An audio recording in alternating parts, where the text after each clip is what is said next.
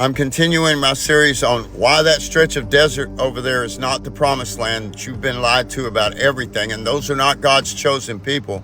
The actual promised land is right here in Jer USA. Right now, approximately 60% of Israel's land area is desert, primarily comprising the Negev Desert in the south, which stretches from Beersheba to Eilat. This arid and semi-arid landscape includes the Negev, Arava, and Judean deserts, making up over half to nearly 2/3 of the country's total landmass. Before they cultivated trees there, the Zionists, it was 90% desert, all right? Since 1901, the Jewish National Fund, KKL, JNF, has planted over 250 million trees in Israel, with forests and woodlands now covering roughly 300,000 acres, over 1,200 kilometers. Tree cover has increased from roughly 2% in 1948, 2% to around 8.5% of the land area, making Israel one of the few nations to enter the 21st century with more trees than it had 100 years prior. In ancient Israel, particularly during the Second Temple period, the number of animals sacrificed annually was massive, with estimates sometimes reaching over 1 million, particularly during peak pilgrimage festivals like Passover.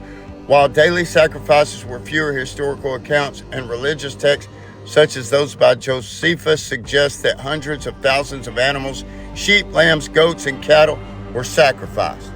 And today, they have to have feed for their livestock industry right now shipped in because it can't support them.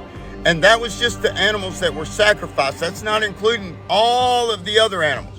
Yes, Israel is almost completely dependent on imported shipped in grain and feed to support its livestock industry due to limited arable land, water scarcity, and dry climate that restricts grazing.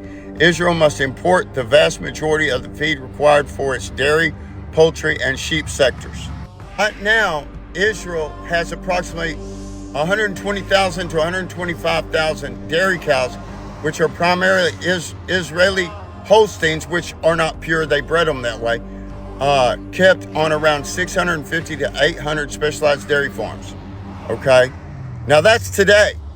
As of January 2025, there were 86.7 million head of cattle and calves in the United States, compared to 120,000. And all of their food comes right here from the land of milk and honey. Good land, a good land and large, a land flowing with milk and honey from a desert that's not even a quarter of the size of the state of Maine. Are you kidding me? No, that's not ancient Israel over there, all right? It was all right here. Babylon, Egypt, Assyria, all right, the Egyptian Sea, the Nile, Israel, all this west end of the United States and upper quadrant, Israel. The Red Sea right here, all of this used to stretch up. They crossed over right here. The wilderness wanderings all over Arizona, Nevada, and all that. And then up here in Utah, all right, they crossed over into the promised land. I'll figure out that y'all been lied to about everything. History books, library, all of it's a lie.